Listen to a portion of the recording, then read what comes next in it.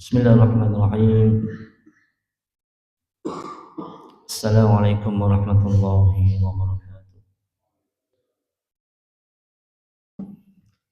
Alhamdulillahil alamin.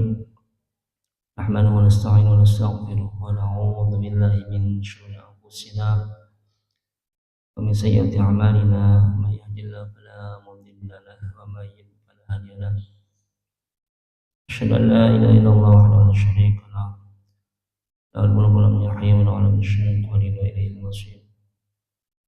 Asyhadu anna sayyidina maulana Muhammadin wa ala alihi wa sahbihi wa sallim.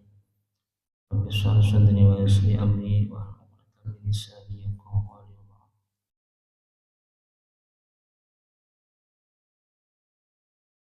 Yang kami hormati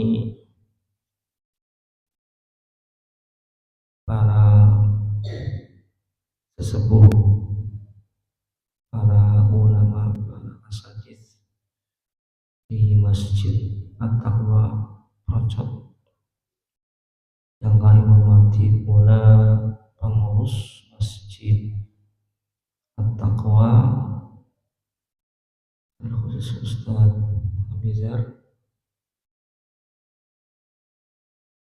yang kami hormati pula seluruh jamaah subuh Masjid Taqwa Procot. Alhamdulillahirrahmanirrahim, kita diberikan kesehatan, diberikan nikmat dari Allah Subhanahu wa taala, nikmat Islam, nikmat iman dan ihsan, diberikan nikmat sehat dan sempat sehingga kita masih bisa melaksanakan aktivitas dari bangun subuh, bangun tidur, melaksanakan sholat tahajud, melaksanakan sholat subuh berjamaah. Itu hakikatnya nikmat yang tiada tara.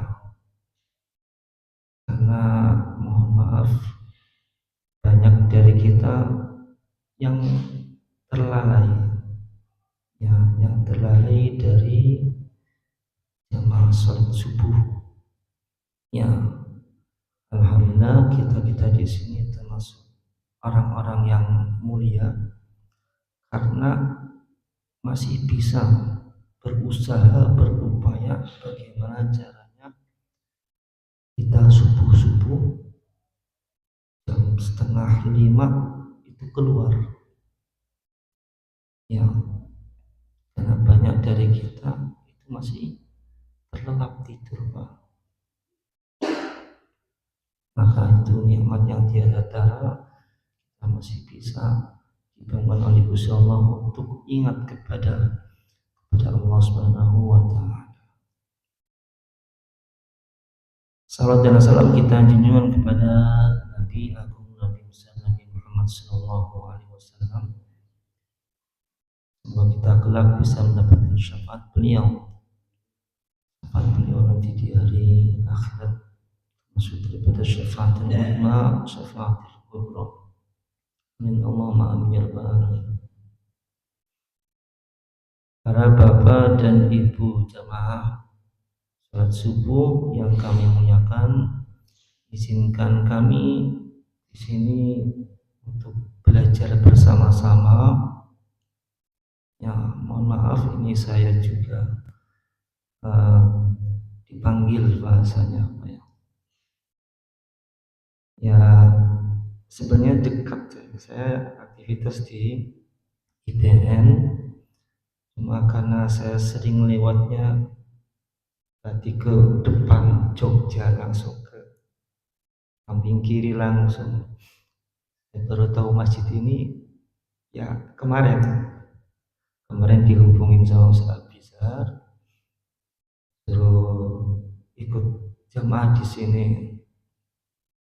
Sebelum ke sini ya kemarin saya cek dulu, ternyata saya baru melihat masjid di sini. Nah biasanya saya lewat lewat sana. Ya karena sudah tahu insya Allah saya sering mampir ke sini.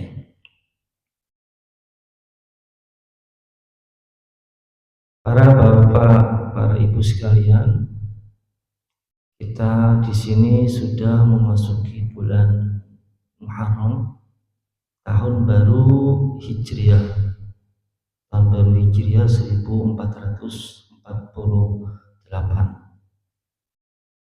Tandanya kita sudah masuk tahun baru, tahun Islam, di mana sebagian dari kita itu terkadang tidak terlalu puas dengan tahun baru Islam ini. Ya karena secara nasional pula bahkan secara internasional yang lebih masyhur itu ya tahun Masehi. Pijakan kita secara nasional tahun ajaran baik itu dari pendidikan maupun kepegawaian atau pemerintahan yang acuannya ya acuan kalender Masehi, bukan kalender Islam. Cuma terlepas daripada itu, kita umat muslim kita harus bangga dengan adanya tahun baru Islam, tahun baru Hijriah, yang diawali dengan bulan Al-Muharram. Tandanya apa? Kita harus refleksi diri,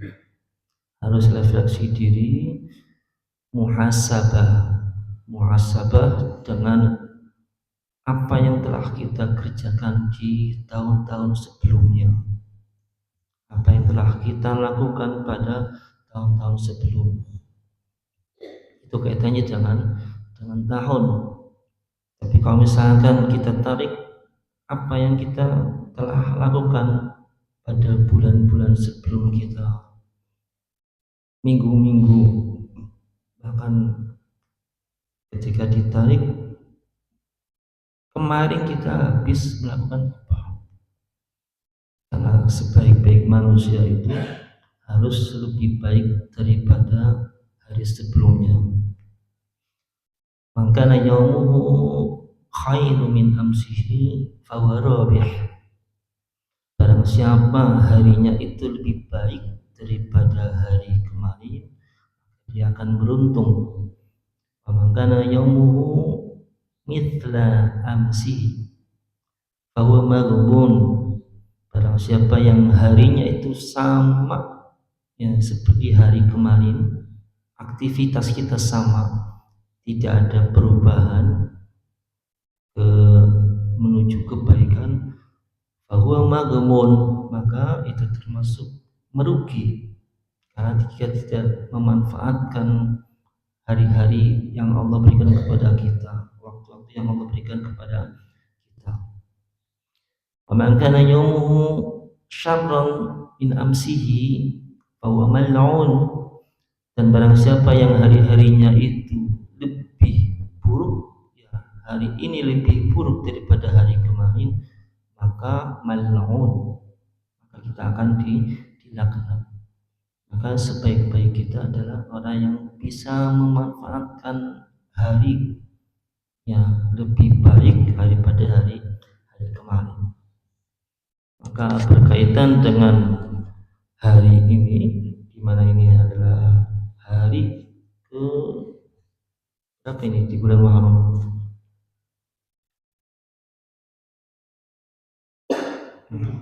Hari ke-6 ya. Ada yang bilang hari ke-6, ada yang bilang hari ke-7. Hari pertama hari apa, Pak? Hari tanggal 1 Selasa ya. Ya, ada yang bilang Selasa, ada yang bilang hari Rabu, Pak. Ya, itu namanya syariat. Kita katakan Selasa, Rabu, Kamis, Jumat, Sabtu, Minggu. Oh iya benar ini. Ini hari ke-6 di bulan Muharram.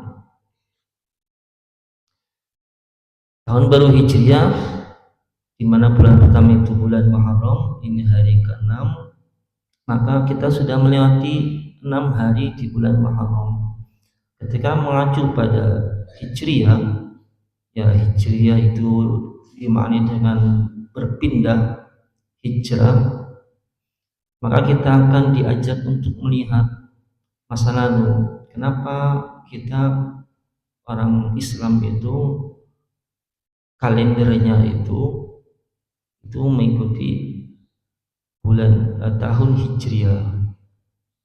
Ketika diajak ke belakang, kita akan mengenang hijrahnya Nabi Muhammad SAW. Pada awal mula hijrahnya Nabi itu belum ada yang namanya Hijriah, belum ada, Pak. Maksudnya apa? Dikatakan tahun Hijriah itu menurut sejarah itu yang mengesahkan hari pertama bulan Muharram itu pada masanya Khalifah Umar bin Khattab. Jadi jauh sebelum itu belum ada yang namanya penanggalan Hijriah. Pelaksanaan hijrahnya Kanjeng Nabi sudah, cuma penanggalan Hijriah itu setelah 17 Hijriah, 17 tahun setelah melewati masa hijrahnya Nabi. Jadi Umar bin Khattab mengesahkan, ya membuat SK bahasanya, surat keputusan bahwasanya kita orang Islam acuannya itu dengan hijrahnya Kanjeng Nabi, bukan Masehi.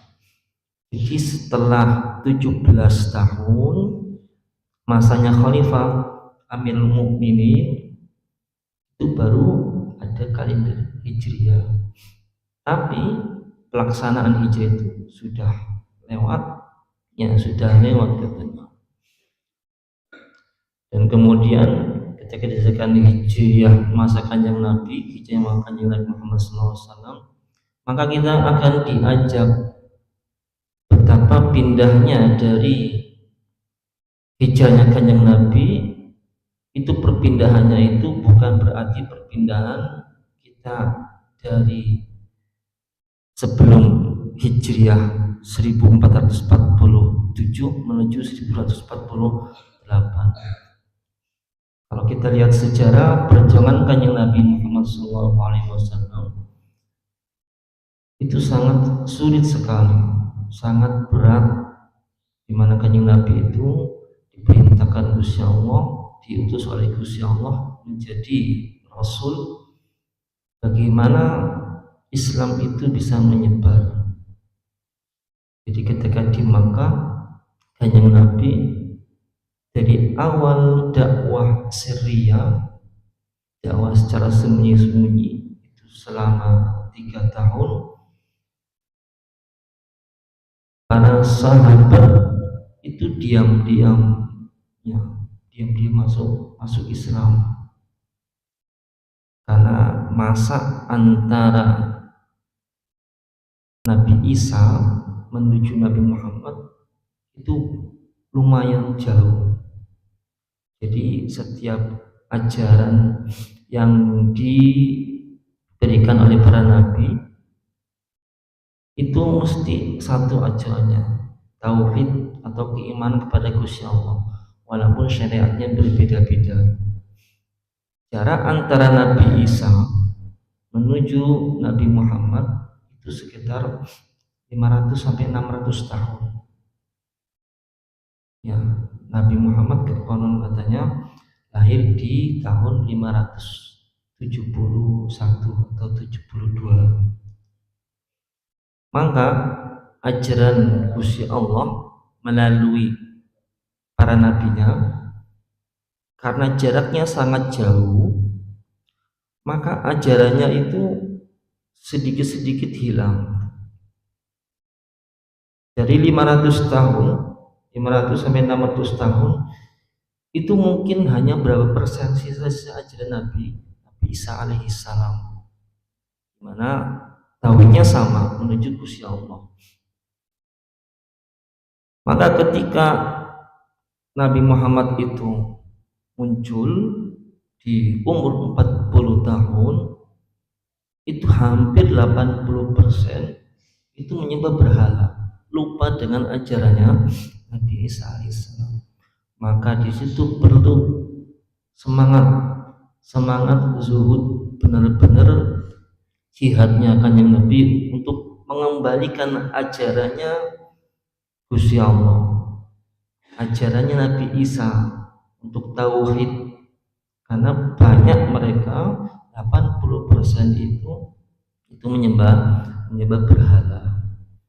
Maka proses keimanan pada masa Kanjeng Nabi Muhammad itu sangat sulit sekali, dan itu hal yang wajar karena ajaran Nabi Isa itu sudah tertinggal karena jaraknya ratusan tahun. Maka perlu semangat, perlu upaya benar-benar bagaimana caranya Kanjeng Nabi ini bisa mengislamkan kembali, bagaimana Kanjeng Nabi Muhammad itu merangkul kembali hambanya Gusti Allah agar kembali kepada Gusti Allah. Maka di sini proses sebelum hijrah itu sekitar dakwah siriyah katanya itu 3 tahun, dakwah jahriyah itu sekitar 10 tahun. Jadi 10 tambah 3, 13 tahun itu proses iman. Belum ada yang namanya sholat, belum ada Pak. Sholat 5 waktu itu belum ada, puasa itu belum ada, apalagi zakat. Haji pun ada tapi ajarannya Nabi Ibrahim. Maka 13 tahun itu Kanjeng Nabi berupaya bagaimana bisa mengislamkan kafir Quraisy. Belum diajarkan sholat, belum. Itu namanya syariat, tata cara bagaimana menyembah Allah Subhanahu wa taala. Tapi sebelum tata cara, imannya dulu diperbaiki. Baru ketika di Madinah turunlah ayat-ayat wahyu-wahyu yang berkaitan dengan tata cara ibadah. Baru ada yang namanya sholat, ada yang namanya puasa, itu di Madinah. Adapun sebelum di Madinah itu mungkin turun wahyu tentang Isra, cuma belum benar disyariatkan sholat 5 waktu, belum ya. Disyariatkannya benar-benar disyariatkan ketika di Madinah. Maka perjuangan Kanjeng Nabi hijrahnya itu, di mana perjuangan yang sangat sulit sekali itu di Mekah itu memberikan pelajaran kepada kita bagaimana Kanjeng Nabi diperintahkan oleh Gusti Allah ketika sudah melaksanakan perintahnya mengislamkan kafir Quraisy hanya beberapa puluh orang saja, di mana banyak penindasan, penzaliman, terlebih di sana banyak orang-orang dari sisi kekuasaan yang dimiliki oleh kafir Quraisy. Walaupun Kanjeng Nabi itu lahir dari leluhur pembesar kafir Quraisy, tapi karena kafir Quraisy itu sendiri berkuasa, maka dia tidak mau ikut Nabi Muhammad. Mereka ingin tetap dalam kondisi kepercayaannya kepada berhala. Maka selama di Mekah itu selama 13 tahun Nabi sedikit-sedikit ya mengislamkan kafir Quraisy yang berubah menjadi para sahabatnya Kanjeng Nabi. Kemudian orang-orang seperti budak itu terkenal dengan namanya Bilal bin Rabah dan yang lainnya itu diantara yang sudah Islam. Yang perlu kita perhatikan di sini karena di sini momennya momen hijrah itu bagaimana perjuangan Kanjeng Nabi hijrah dari kota yang penuh dengan kekufuran membawa para sahabatnya menuju kota Madinah Al-Munawwarah, kota yang penuh dengan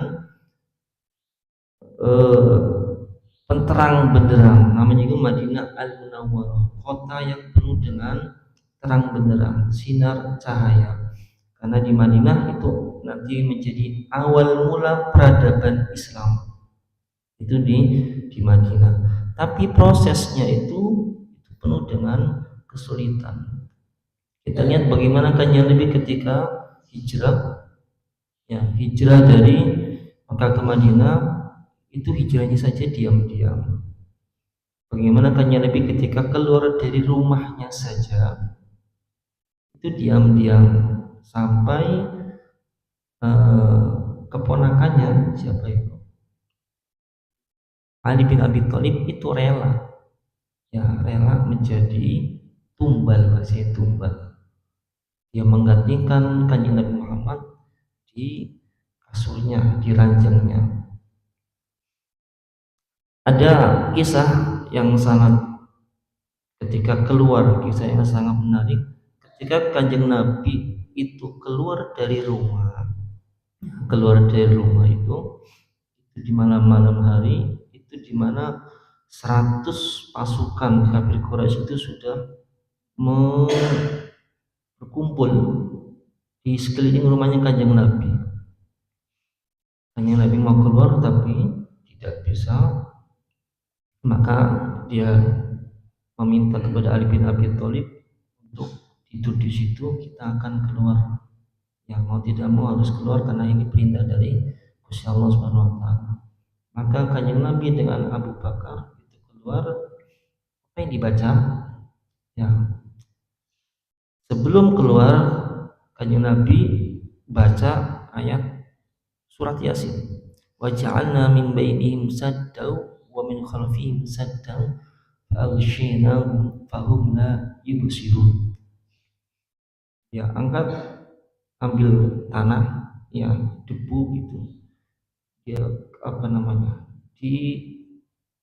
dilempar kepada isyarat kepada kafir Quraisy, ngomongnya apa? Syahadil wujuh, semoga tidak melihat atas izin Allah. Ketika baca ayat itu ya dengan mengucapkan syahadil wujuh wa ja'alna min baini aydihim saddaw, dan kami jadikan mata mereka itu tertutup, fahum la yubsirun, ya. Maka ketika Nabi keluar, walaupun banyak bala tentara itu mereka nggak melihat Kanjeng Nabi. Ada riwayat mengatakan mereka tertidur, ya. Itu perjalanan Kanjeng Nabi sampai menuju Gua Sur istirahat selama 3 hari 4 hari untuk menghilangkan jejak. Maka disitulah ada perannya anaknya Abu Bakar. Siapa itu namanya? Asma binti Abu Bakar, yang membawa makanannya Kanjeng Nabi dan ayahnya. Kemudian perjalanannya Kanjeng Nabi dari Mekah menuju Madinah kisaran sekitar 14 sampai 15 hari berjalan, di mana jalannya itu bukan di jalan yang umum, jalan tikus bahasa kita. Itu bagian perjuangan Nabi mencari jalan agar tidak terlihat kafir Quraisy, agar tidak dibunuh. Apa yang kita petik dari kisah singkat ini? Hijrahnya Nabi dari Mekah menuju Madinah itu penuh dengan kesulitan. Ketika ada hadis mengatakan la hijrah ba'dal fath, tidak ada hijrah setelah Fatu Makkah. Jadi perjuangan Kanjeng Nabi, hijrahnya Kanjeng Nabi dari Mekah menuju Madinah itu dengan penuh perjuangan. Bagaimana kita bisa mengambil pelajaran? Kita hijrah dari kekufuran menuju terang benderang.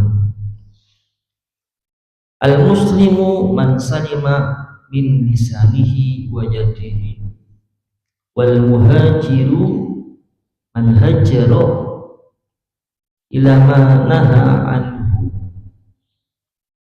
Di sini katakan al-muslimu man salima min lisanihi wa yadihi, wal muhajiru man hajara ma nahallahu anhu. Orang muslim itu ya orang Islam, orang yang berserah diri kepada Gusti Allah itu adalah orang yang bisa menyelamatkan diri dari lisannya, tidak mengucapkan kata-kata kotor. Tangannya bisa selamat dari perbuatan-perbuatan buruk.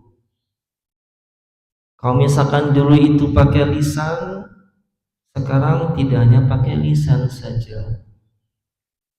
Ya, tangan kita bergerak menggunakan handphone kita. Terkadang ucapan kita masuk ke jari kita, mengetik dengan perbuatan-perbuatan yang tidak baik, omongan-omongan yang tidak baik. Man muslimu man salimnya min lisanihi wa yadihi, dan tangan kita dikatakan selamat itu ketika selamat dari perbuatan-perbuatan buruk. Kalau zaman dulu tangan kita, para kafir Quraisy, itu tangannya dipakai untuk berperang, berkelahi, maka sekarang tidak hanya berkelahi, tangan kita kadang salah melakukan, ada yang mungkin memukul anak kita, ada yang mungkin memukul, mohon maaf, terkadang kita hawa nafsu emosi kita, terkadang memukul istri kita. Tangan kita terkadang sebagai pejabat, orang yang berwenang memberikan tanda tangan, salah menandatangani ya, tanda tangan ternyata cair, tapi ternyata dipakai dengan perbuatan yang tidak benar, sehingga menimbulkan carut marut ya, semoga kita terlepas dari hal-hal tersebut. Wal muhajiru man hajara ma nahallahu anhu, orang yang hijrah itu adalah orang yang hijrah dari perbuatan-perbuatan yang dilarang Gusti Allah Subhanahu wa taala. Kalau zaman dahulu hijrahnya Kanjeng Nabi dari Mekah menuju Madinah, dari kota kekufuran menuju kota terang benderang, kita tidak bisa seperti itu karena sudah lewat masanya. Hijrahnya kita adalah hijrahnya dari perbuatan buruk menuju perbuatan baik. Ketika melihat kita hadis-hadis yang tadi kita ucapkan, kisah-kisah tadi, itu bisa diambil pelajaran, Pak. Pertama, perjalanan Kanjeng Nabi, hijrahnya Kanjeng Nabi, hijrahnya itu tidak sendiri. Dia hijrah bersama Abu Bakar. Kita ketika hijrah dari perbuatan buruk menuju perbuatan baik, gak bisa sendiri, Pak. Harus cari teman. Ya, alhamdulillah kita di sini tidak hanya satu orang. Karena tadi saya baru datang ya, setengah 5 kurang tadi saya. Sepi sekali di sini. Ternyata ramainya ketika sudah azan. Oh iya, benar-benar di sini ramai ketika sudah azan. Itu satu. Jadi hijrahnya kita gak bisa sendiri, harus bareng-bareng. Kemudian hijrahnya Kanjeng Nabi membutuh bantuan. Tadi bantuannya apa? Dengan adanya Ali bin Abi Thalib, dengan adanya Asma binti Abi Bakar. Maka hijrahnya kita itu ketika ingin hijrah dari keburukan menuju kebaikan itu harus banyak dibantu, gak bisa sendiri. Jadi kita mau hijrah itu harus ada banyak bantuan. Mungkin kalau misalnya kita di rumah saja nggak bisa, cari tempat yang enak di mana? Mungkin di masjid kah, atau dengan orang-orang yang berpengalaman dalam hal agama. Wattabi sabila man anaba ilaih. Kata Gusti Allah dalam ayatnya, dan ikutilah orang-orang yang berpengalaman mengikuti aku, kata Gusti Allah. Jadi cari orang yang sudah berpengalaman dalam hal agama, kenal dengan Gusti Allah, dengan dekat dengan Gusti Allah. Maka ketika kita mau hijrah, cari orang yang bisa dipercaya, cari ustaz, cari kiai, kira-kira bisa nggak menuntun kita. Ya, sebagaimana Kanjeng Nabi itu bersama Abu Bakar, ya. Sebagaimana Kanjeng Nabi butuh bantuan, ya bantuan dengan Ali bin Abi Thalib dan Asma binti Abu Bakar. Kemudian ketika mau hijrah, ini yang paling penting, ketika hijrahnya kita itu dalam satu tempat, ya kita lihat Kanjeng Nabi hijrah dari Mekah menuju Madinah. Ketika tidak kuat itu harus hijrah. Ketika tidak kuat harus pindah tempat. Kalau panjenengan ketika hidup dalam lingkungan yang buruk, ya lingkungan yang kira-kira tidak baik, kalau iman kita kuat, monggo bertahan, bahkan kita bisa jadi panutan. Cuman kalau tidak kuat, pindah Pak, ya pindah. Mungkinkah pindah rumah? Bisa, ya. Mohon maaf, kita kadang hidup dalam lingkungan yang kira-kira secara nggak sadar itu toksik, ya bahasa kita toksik ya Mas. Ya toksik itu buruk. Kalau kita kuat nggak apa-apa. Cuma kalau misalkan tidak kuat, pindah. Melihat kisahnya Kanjeng Nabi. Kanjeng Nabi pun tidak kuat, ya. Dan itu sebenarnya kota yang dicintai Kanjeng Nabi. Kenapa? Karena tanah kelahirannya. Yang Makkah tuh, ya Kanjeng Nabi bilang kepada Makkah, yang Makkah, ya anti ahabbu madinatun ilayya. Maka kamu itu kota yang saya cintai. Laula amarani rabbi la uhajiru, katanya. Lama taraktuki. Kalaupun saya tidak diperintahkan oleh Gusti Allah untuk berhijrah, aku tidak akan meninggalkan kamu wahai Makkah. Jadi walaupun tempat tersebut itu benar-benar kita cintai, tanah kelahiran kita, tapi kalau memang di situ toksik, kita harus pindah. Ya, harus pindah, mau tidak mau. Kalau kita tidak kuat di tempat tersebut. Tapi syukur-syukur alhamdulillah kita di tempat yang baik, di komplek Projok ini. Oh, tidak juga, bisa jadi tempat kerja kita Pak. Terkadang toksik juga. Kalau kita kuat, monggo. Karena bisa jadi kalau saya pindah kerja resign, itu mungkin saya nggak dapat pekerjaan lagi. Umur saya mungkin sudah melebihi 40, nggak ada orang yang bisa saya lamar. Tahan di situ, kita kuatkan iman kita walaupun kondisinya toksik atau buruk. Tapi kalau tidak kuat, monggo pindah. Ya, banyak kasus-kasus orang yang pindah kerja karena tempat kerjanya itu memang tidak baik. Kawan-kawan saya yang katanya kerja di bank, mohon maaf, itu banyak yang pindah, Pak, karena kondisinya, lingkungannya katanya buruk ya.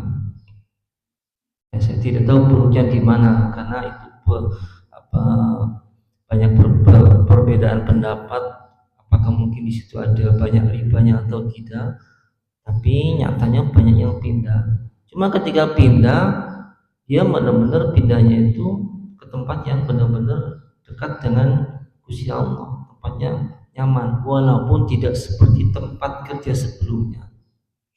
Jadi itu mana yang bisa kita ambil. Jadi pindah tempat.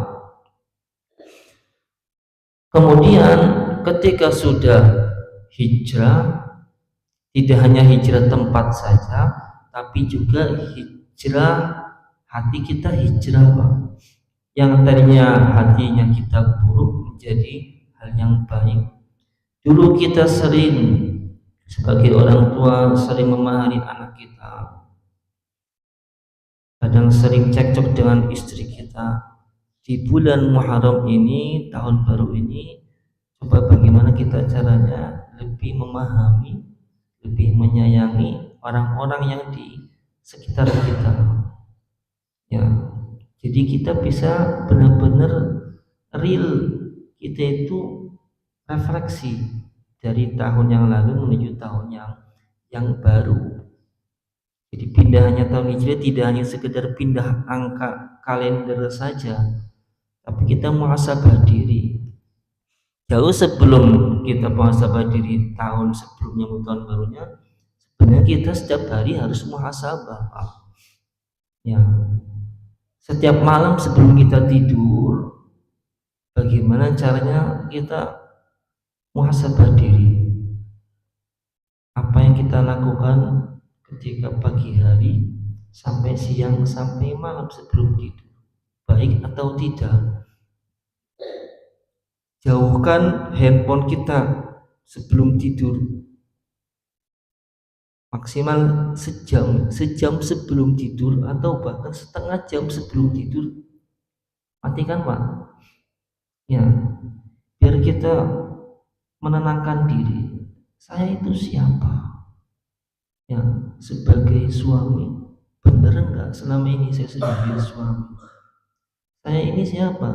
Sebagai orang tua, benar tidak saya selama ini sebagai orang tua mendidik anak-anak saya? Saya ini siapa? Saya ini pemimpin keluarga. Benar tidak selama ini saya menjadi pemimpin keluarga? Saya ini siapa? Saya ini pegawai, pedagang. Benar tidak saya selama ini menjadi pegawai yang amanah, pedagang yang jujur, pengusaha yang baik? Itu refleksi diri kita, terlepas daripada pindahnya tahun menuju tahun baru. Maka ini momen kita, momen bulan Muharram, dan bulan yang baik juga, termasuk daripada bulan-bulan haram.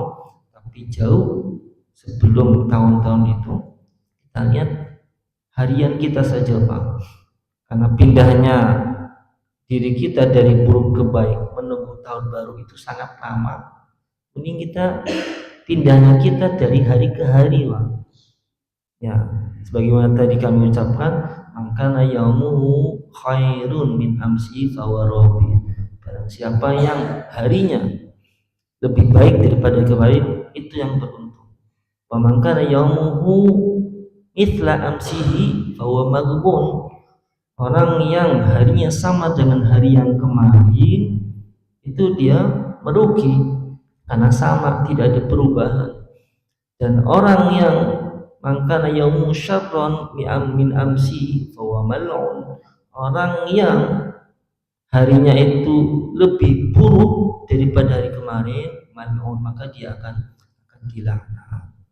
Maka semoga kita di hari ini sampai hari-hari ke depan bisa memperbaiki diri, muhasabah diri, tapi kita esok hari ini awal mula menghadapi hari, kita bisa menjadi orang-orang yang baik, pribadi yang lebih baik daripada hari sebelumnya, lebih baik daripada tahun-tahun sebelumnya. Mungkin dari saya cukup sekian. Mohon maaf apabila banyak kesalahan. Ya, mungkin sebelum ditutup, barangkali ada yang bertanya, Pak. Ini permintaan dari takmir masjid.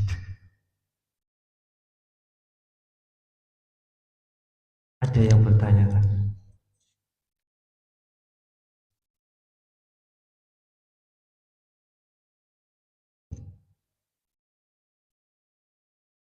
Oh, monggo Pak Abizar. Waalaikumsalam.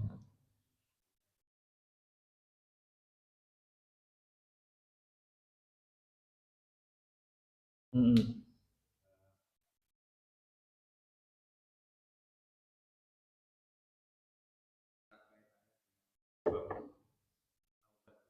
Ya.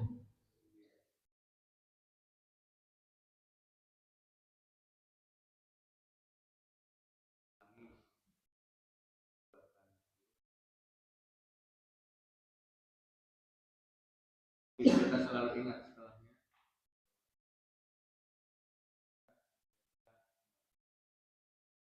Atau yang mungkin sering dan umum di masyarakat.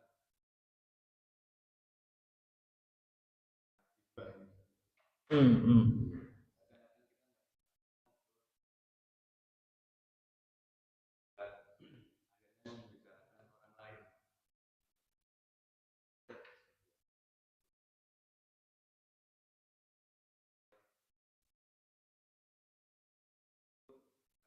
Apa hari ini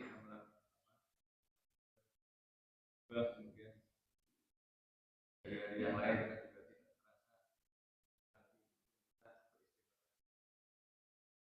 tidak terulang.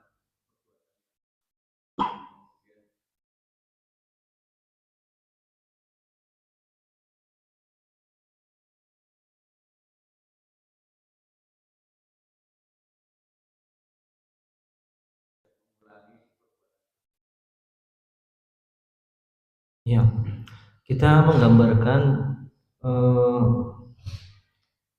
ketika seorang anak sedang diasuh sama ibunya sama bapaknya. Ya, yang namanya anak nakal itu wajar gitu, Pak. Anak nakal wajar selama masih dalam batasan.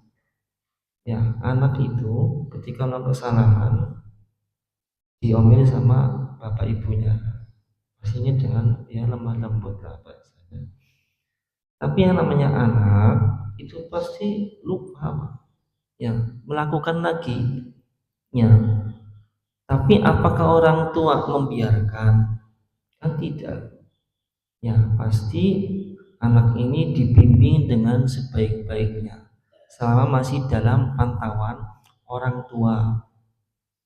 Nah, kita yang sering melakukan kesalahan, melakukan maksiat, itu seperti anak itu, Wak. Ya, salah, kemudian tobat, kumat. Jadi ini artinya tobat sambel, ya, tobat dan kemudian melakukan kesalahan lagi. Selama masih dalam koridor, ya, misal taubatnya diterima, cuman dalam koridor, yaitu masih dalam bimbingan.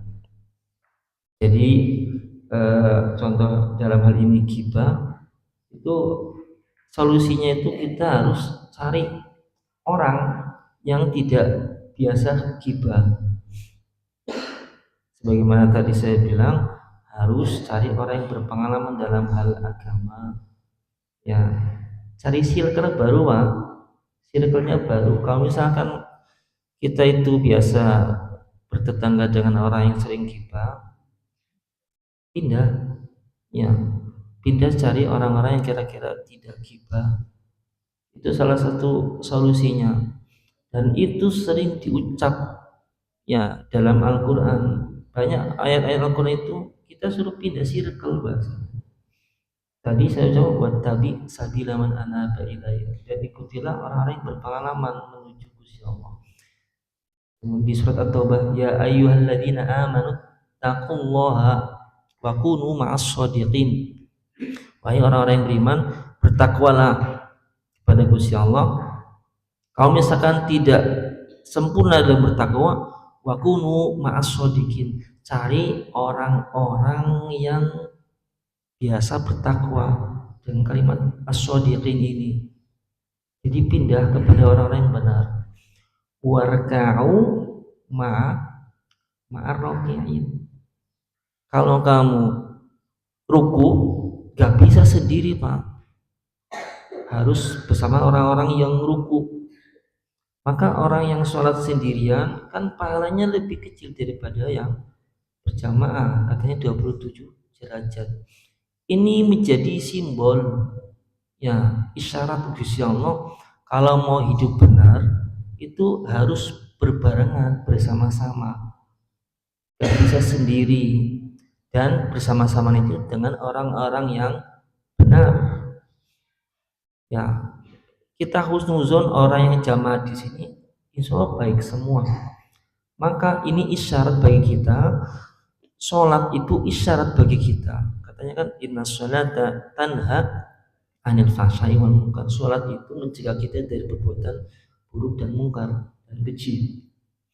Maka sholat itu isyarat bagi kita kalau ingin hidup dengan tenang, rukun, damai, itu seperti sholat, Pak. Fokus. Sholat itu kan fokus. Kerja harus fokus, Pak. Ya, kita kan semua alhamdulillah yang sudah bekerja, pengusaha, atau mungkin pedagang atau guru, itu harus fokus. Ya, sebagaimana sholat harus fokus. Gak bisa apa bahasa kita ngelenger ya, gak bisa ngelenger. Kalau ngelenger itu kadang setan cepat masuk. Nah, itu satu fokus. Kemudian gak bisa sendiri, Bang. Walaupun kita pegawai harus ada atasan, harus ada kolega.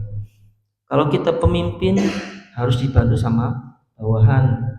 Sebagaimana ada makmum, ada imam. Ada imam, ada makmum. Harus bareng-bareng. Pertama gak bisa sendiri dan harus bareng-bareng.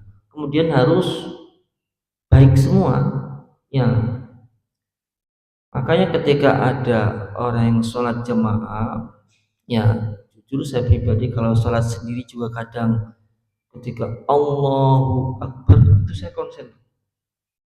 Saya takbir Allahu Akbar, saya konsen karena niat mau sholat. Tapi ketika sudah Allahu Akbar, langsung teringat, Pak, duh, utang saya di sini belum selesai. Dulu di sana saya ingat lupa sudah gibah sama teman. Pikirannya kemana-mana, Pak. Itu sholat jamaah, apalagi sholat sendiri. Ya, sudah selesai sholat maghrib, selesai sendiri tuh, Pak.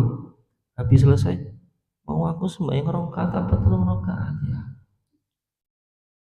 Itu terkadang seperti itu. Jadi sholat sendiri saja itu banyak setannya, maka kita mau tidak mau untuk menghilangkan was-was, menghilangkan godaan setan, itu sholat jamaah. Walaupun terkadang pikiran kita kemana-mana, jadi badan kita yang sholat, tapi hati terkadang kemana-mana, otak kita kemana-mana, kita terhitung orang yang ikut jamaah, ada pemimpinnya. Jadi kalau kita, hati kita, mohon maaf, kadang tidak sholat, Gusti Allah memaafkan. karena kita ikut sama orang yang kita yakin sekeliling kita ada yang khusyuk. Kita husnuzon di sekeliling kita yang jamaah itu ada yang khusyuk, kita ikut situ. Makanya fungsi jamaah seperti itu. Pertama, kita hidup, belajar dari sholat menuju hidup kita, kita fokus, kerja harus fokus, kemudian harus tidak sendiri, jamaah, di mana jamaah itu ada saling tolong menolong, ya, tidak saling menyepelekan. Kemudian ada pemimpin, ada yang dipimpin. Ya, jadi itu jauh solusi yang terbaik ya daripada gibah itu sendiri. Jadi momen ini memang harus ya setiap hari terkadang, cuma karena ini momennya tahun baru, bagaimana kita harus pindah ini dari hal-hal buruk menuju hal-hal yang baik, Pak. Jadi tidak hanya jamaah saja, saya pribadi juga itu masih melakukan hal-hal yang buruk. Cuma syukur alhamdulillah ketika melakukan keburukan itu tobat, masih ingat, itu sudah syukur sekali. Karena banyak orang yang gibah sudah lupa gibah dosa atau tidak. Itu kadang sudah lupa. Karena circle orang-orang yang sering gibah, maka harus pindah. Ya, gitu. Enggak ada yang tanya lagi atau bagaimana? Enggak, Ustaz.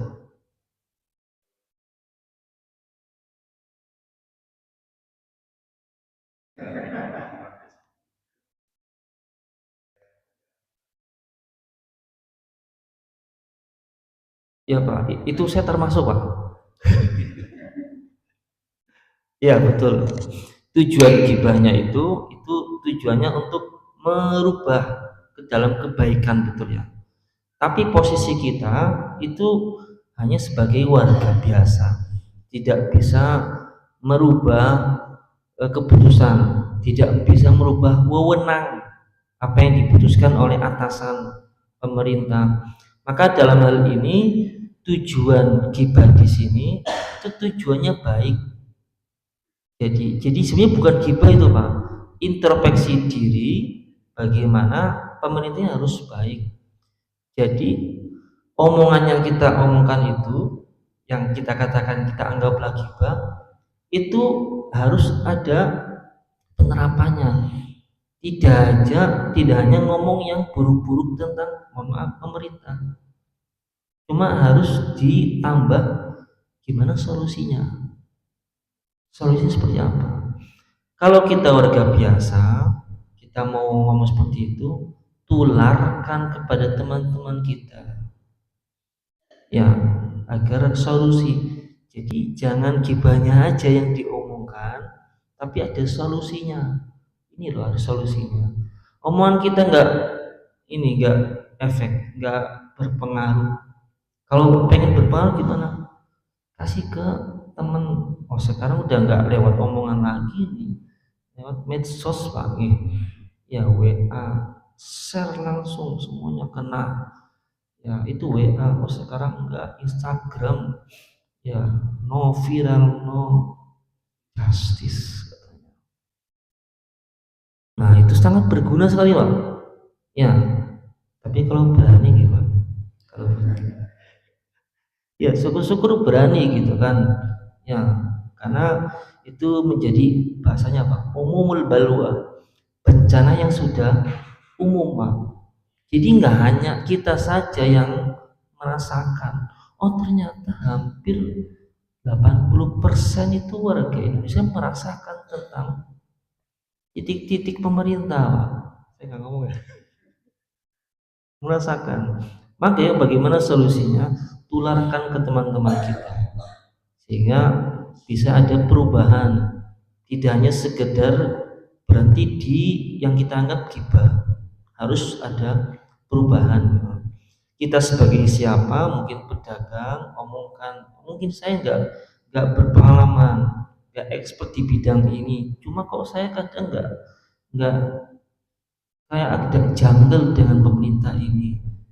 Tanyakan pada yang berpengalaman, ini betul atau tidak. Kalau salah coba tolong kasih tahu ke yang lain, ini salah. Hanya sampai situ Pak. Cuma kalau misalnya mau sampai atas itu lewat medsos Pak. Jadi ada kesalahan, tapi kasih juga solusi, ya, sehingga tidak hanya melulu berhenti di hal-hal yang gibah itu. Harus ada solusinya. Dan hal ini sudah banyak terjadi gitu Pak. Ya, banyak di medsos-medsos itu sudah banyak. Ya, terlepas daripada itu kita punya pemerintah, ya, yang penting sebelum jauh ke pemerintah kita evaluasi diri kita. Iya, benar ada kesalahan di atas. Cuma jauh sebelum itu kita punya yang di atas lagi, Pak. Punya Gusti Allah yang Maha Adil. Maka kita gantolan ini kuat. Ya, pegangannya di situ. Pegangannya itu Gusti Allah. Ya, kalau gantolan dengan manusia jangan Pak, nanti kecewa. Ya, apalagi manusianya bentuknya apa memegang jabatan, terkadang juga kecewa. Maka di sini kita punya poin, kalau kita baik, insya Allah orang yang di sekeliling kita baik. Itu poinnya Pak. Jadi orang baik akan bertemu dengan orang baik, orang buruk akan bertemu dengan orang buruk. Baik lagi tadi circle. Kalau circle-nya kita ngerasa buruk, pindah cari orang baik. Kalau kita terkadang sering mendapatkan bencana, mungkin jangan orang lain, kita mungkin ada kesalahan. Cari orang-orang yang kira-kira tidak tidak banyak mendapatkan keburukan. Mungkin di situ, Pak. Jadi cari circle, Pak. Daripada ngomongin orang yang buruk-buruk, mending kita evaluasi diri dan cari orang yang kira-kira kita percaya. Insya Allah kita akan selamat, yang tidak hanya di dunia tapi juga di akhirat. Gitu nih Pak. Ya. Monggo ada lagi.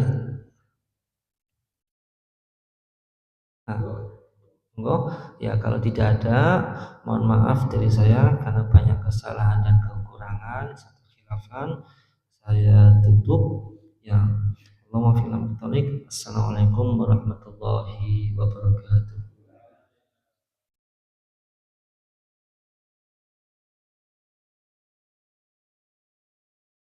Terus